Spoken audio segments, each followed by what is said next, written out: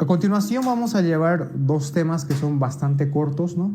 Y que tienen cierta relación por el nombre, pero que en realidad tanto en la fisiopatología como en sus características son bastante diferentes, ¿no? Estoy hablando en primer lugar del síndrome nefrítico. Entonces, a continuación, pues vamos a estudiar ello. Bueno, tienes aquí una imagen de un glomérulo, antes que nada, si tú puedes observar. En esta imagen pues tienes lo siguiente, ¿no? El espacio de Bowman, lo que te estoy señalando aquí con el mouse del ratón, y dentro pues ves unos capilares muy congestionados, ¿no?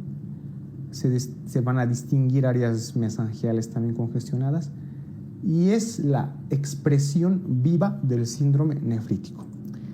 Bien, ¿cómo definimos al síndrome nefrítico? Es un síndrome agudo, ¿no? Principalmente. Entonces tiene características que son las siguientes. Tiene hematuria, que es lo más característico, y generalmente en la mayoría de las veces es de tipo macroscópico, ¿no? El síndrome nefrítico también cursa con edemas, hipertensión arterial. En muchas ocasiones, en la mayoría, se llega a una oliguria y a una insuficiencia renal, ¿no? Y también puede presentar proteinuria moderada, que no llega a rango nefrótico. Eso te lo explico más adelante. Entonces, hematuria, edemas, hipertensión arterial, insuficiencia renal aguda y proteinuria moderada. Esas son las características del síndrome nefrítico. Y la principal es la que te he indicado, ¿no? La hematuria. Bien. Entonces aquí en la diapositiva tengo un esquema. En la figura A tengo un corte de un glomérulo normal. La parte central es el mesangio. Y es donde se va a producir principalmente el daño en el síndrome nefrítico. Entonces, hacemos una descripción básica de este pequeño corte, ¿no? La célula mesangial, la célula endotelial, por dentro ves, ¿no? Los vasos, la célula endotelial, algún eritrocito, los podocitos que están fuera, la membrana basal, que es esta que te estoy indicando, entre los podocitos la membrana basal y el endotelio. ¿Esto qué forma? Eso, la barrera de filtración. Por eso nos interesa sobre todo en el síndrome nefrótico. Lo que nos interesa ahora es el mesangio y la célula endotelial. Entonces, en la figura B, tú lo que vas a ver es lo siguiente. Primero, una proliferación de estas células mesangiales. Es que se van a llenar de células mesangiales.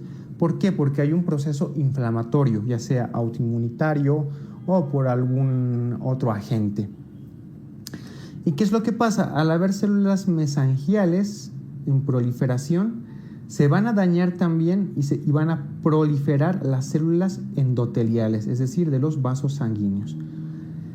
Al proliferar las células endoteliales se va a dañar la barrera de filtración. Por lo tanto, van a salir tanto proteínas como eritrocitos. Y estos eritrocitos es lo que dan la característica de la hematuria, ¿sí? Entonces recuerden, en el síndrome nefrítico hay una alteración sobre todo del mesangio y de las células endoteliales. Otra vez vamos a hablar de los datos clínicos. Recuerda, la hematuria es la principal. Es el hallazgo más frecuente en el síndrome nefrítico, ¿no? Y en la mayoría de los casos es, como ves aquí en la imagen, de tipo macroscópico. Posteriormente vemos la hipertensión, que también es un hallazgo frecuente, ¿no? Esto es causa principalmente porque hay una retención hidrosalina.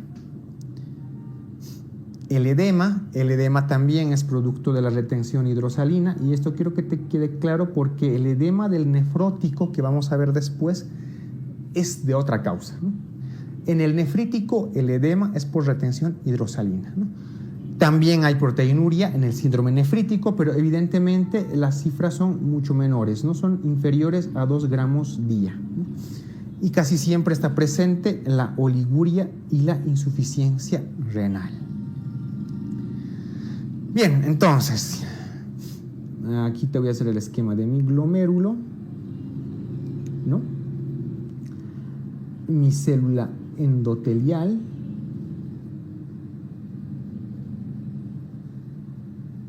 mis células endoteliales, mi cápsula de Bowman, mis podocitos.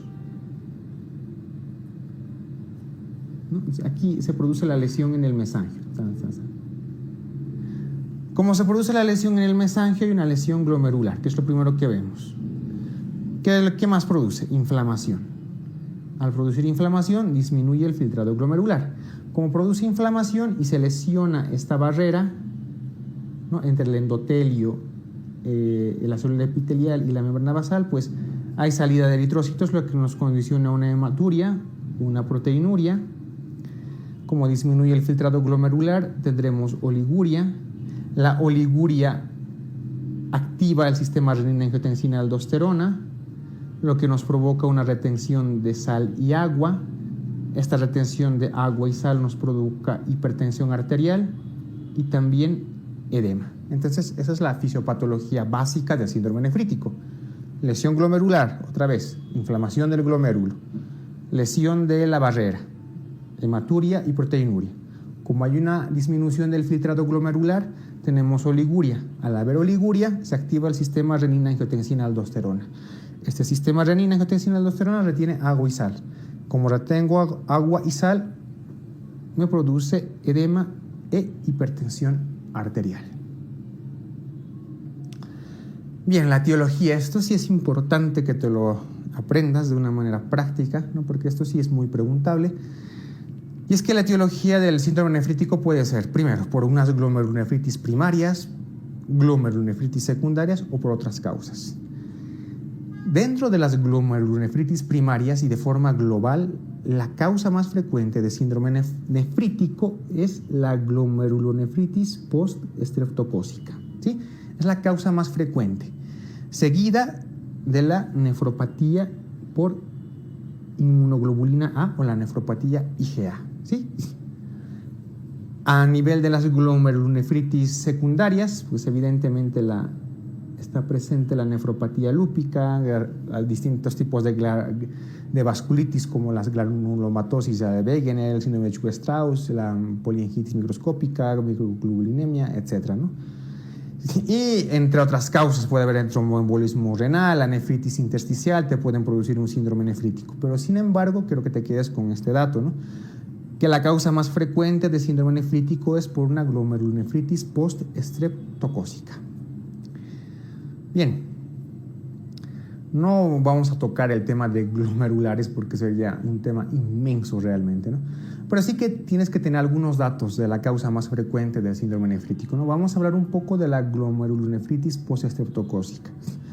Va a afectar principalmente a niños, ¿no?, sobre todo entre 2 y 14 años. Y como te había indicado más atrás, es que es la forma más frecuente de síndrome nefrítico, ¿no? ¿Cuál es la característica? Es que el paciente tiene antecedente de haber sufrido una infección, ya sea de piel en forma de impético o de faringe, como una faringoamigdalitis, por un estreptococo de tipo M, ¿no? Pero tiene un antecedente previo, es decir, hay un periodo de latencia. La glomerulonefritis no se produce al mismo tiempo que la infección, ya sea por la piel o ya sea por la faringe.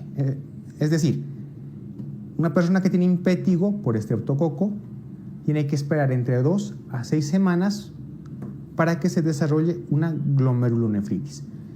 Y en una faringitis postestreptocócica te tiene que esperar más o menos entre 2 a 4 semanas para que se desarrolle una glomerulonefritis postestreptocócica. Esta condición es necesaria para definir a esa glomerulonefritis, ¿sí? También existe disminución del complemento, sobre todo del C3, ¿no? ¿Y cómo vamos a realizar el tratamiento? Evidentemente, el tratamiento va a ser enfocado al síndrome nefrítico, ¿no? Tratamiento de la hipertensión arterial, del edema, etc., ¿no? Normalmente la hematuria y la proteinuria, sobre todo en los niños, va a desaparecer entre las 3 y las 4 semanas. Y por lo general el pronóstico es muy, pero muy favorable. Muy, pero muy raras veces se utilizan antibióticos, ya que la parte infecciosa pues, se ha producido muchas semanas previas, como te he indicado, ¿no? Aquí en la imagen lo que tú ves pues, es lo mismo, ¿no? Es un glomérulo, ¿no? en el cual ya no distingues el espacio de Bowman, ¿no? Porque se ha llenado primero de células endoteliales, se ha llenado de células mensagiales, etc., ¿no? Bien, la nefropatía IgA, la nefropatía por inmunoglobulina A, es la segunda en frecuencia de producir un síndrome nefrítico, ¿no? ¿Cuál es su característica? Se caracteriza por hematuria episódica con depósitos de inmunoglobulina A en el mesangio del glomérulo. A diferencia de la postestreptocócica, generalmente afecta a varones jóvenes de entre 20 y 39 años, ¿no? Y es una de las glomerulonefritis más comunes a nivel mundial, ¿no? ¿Cuál es la sintomatología? Lo más común es episodios recurrentes de hematuria macroscópica, y esto sí que es clave, durante la infección de vías aéreas superiores. Eso es lo que le diferencia con la glomerulonefritis postestreptocócica. En la postestreptocócica hay un periodo de latencia. En cambio, en la nefropatía IgA hay una infección de vías respiratorias, inmediatamente hay brotes de hematuria, es decir, no hay semanas, no hay periodos de latencia, ¿sí? ¿Cómo realizamos el tratamiento? Evidentemente enfocado a síndrome nefrítico, ¿no? El tratamiento de la proteinuria, pues con IECAS o ARA2, y si estamos frente a una nefropatía realmente muy agresiva, pues en algunos casos corticoides o plasmaféresis.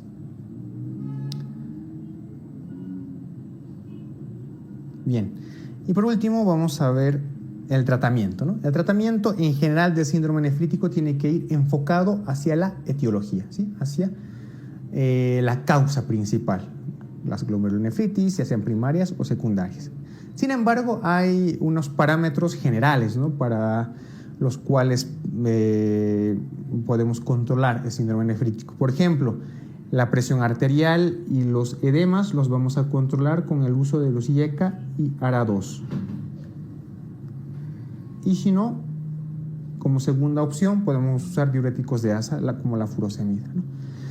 Muy rara vez, como te he indicado, se valora el uso de antibióticos, ya que el periodo, ¿no?, infeccioso pues ha pasado con un periodo de latencia hace mucho tiempo atrás, ¿no? Entonces rara vez utilizamos antibióticos. En el caso de enfermedades autoinmunitarias, como en algunas glomerulonefritis, principalmente las membranoproliferativas o incluso en la IgA, podemos utilizar corticoides u otros inmunosupresores.